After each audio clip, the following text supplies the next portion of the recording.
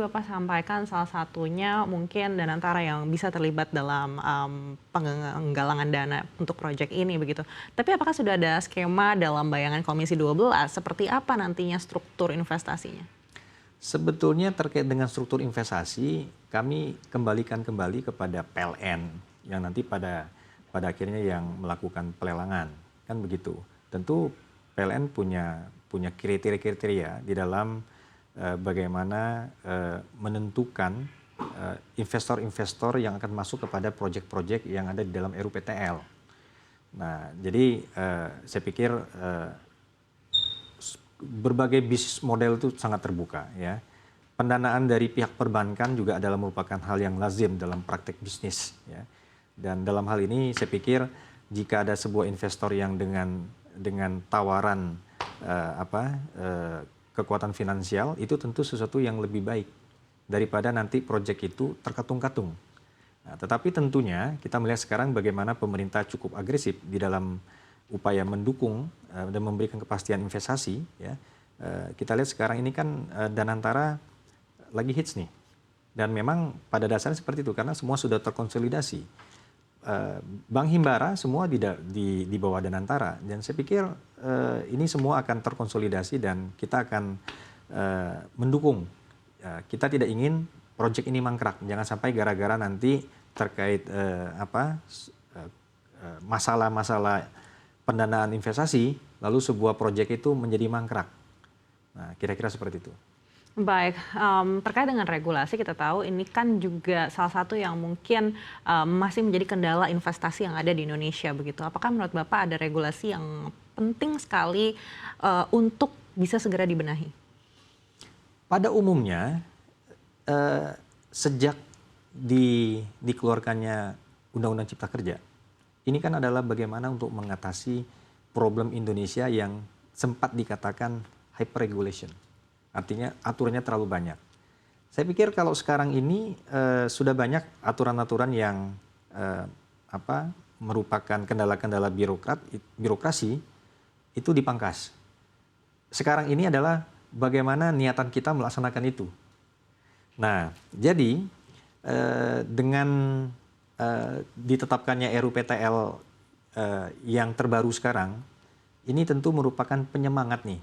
List of project-nya sudah ada. Nah, jadi saya pikir mudah-mudahan nggak ada masalah di regulasi. Ya, kita positive thinking aja, karena sebetulnya langkah-langkah yang dilakukan pemerintah di dalam mengantisipasi itu sudah ada.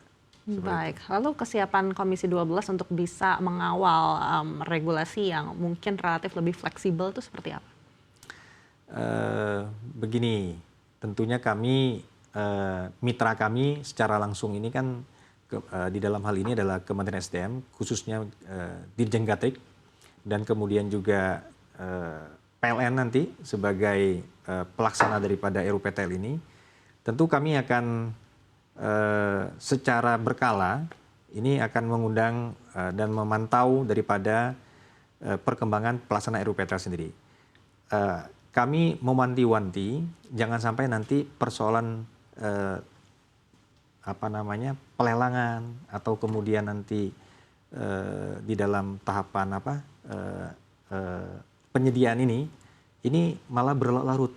Nah, jangan sampai nanti malah karena ini sifatnya proyek nanti ditunggangi oleh oknum-oknum, sehingga untuk mendukung ini mendukung itu.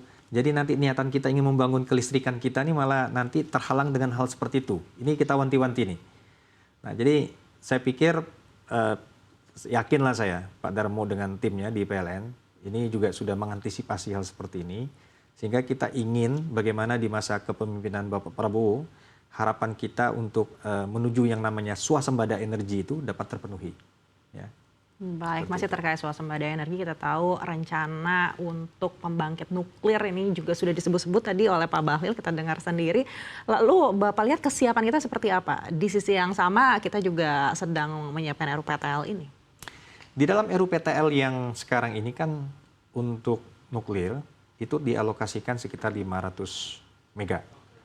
Dengan kira-kira sekitar 250 itu katanya ada di Sumatera, kemudian 250 di Kalimantan. Kita melihat berarti ini adalah merupakan suatu planning untuk small modular reactor, SMR, ya, small modular reactor. Jadi pada saat ini kan teknologi terhadap SMR ini yang saya pikir cukup berkembang pada saat ini itu dari Rusia. Kami belum mendengar dari China seperti apa, karena rata-rata belakangan ini kan yang dikembangkan untuk nuklir itu adalah nuklir tapak yang kapasitas besar, ya, di atas 1 giga seperti itu. Nah, ketika 250, ya saya pikir ini mungkin SMR, ya, SMR. Nah, pentingnya kita di dalam pemilihan teknologi adalah nanti jangan sampai ketika kita putuskan kita akan membangun kenukliran, itu kita salah memilih pengusung teknologi. Jadi di dalam praktis dunia ketenaga nukliran, sebuah pengusung teknologi itu dia harus punya 3 license. Ya. Pertama, license to design. Kedua, itu license to construct, membangun. Kemudian yang ketiga adalah license to operate. Nah, ini kan berbagai macam orang datang ke Indonesia, kepada Komisi 12 juga, misalkan dengan menawarkan, oh kami begini. Tapi mereka belum memenuhi 3 hal ini. Dan kami melihat misalkan dari Rusia, Rosatom, dia sudah punya ini. Nah, silakan saja nanti, pada akhirnya kan kami kembalikan kepada PLN yang akan menyeleksi, ya, teknologi-teknologi yang datang ini kira-kira mana yang memenuhi 3 hal ini. Karena ketika 3 hal ini terpenuhi, berarti kan barang ini kan layak untuk diterapkan di Indonesia. Nah, sistemnya seperti apa nanti kita serahkan kepada mekanisme. Baik, artinya menurut Komisi 12 yang paling dekat saat ini dengan target tersebut adalah Rusia. Ya, dan dengan SMR, ya, SMR seperti itu.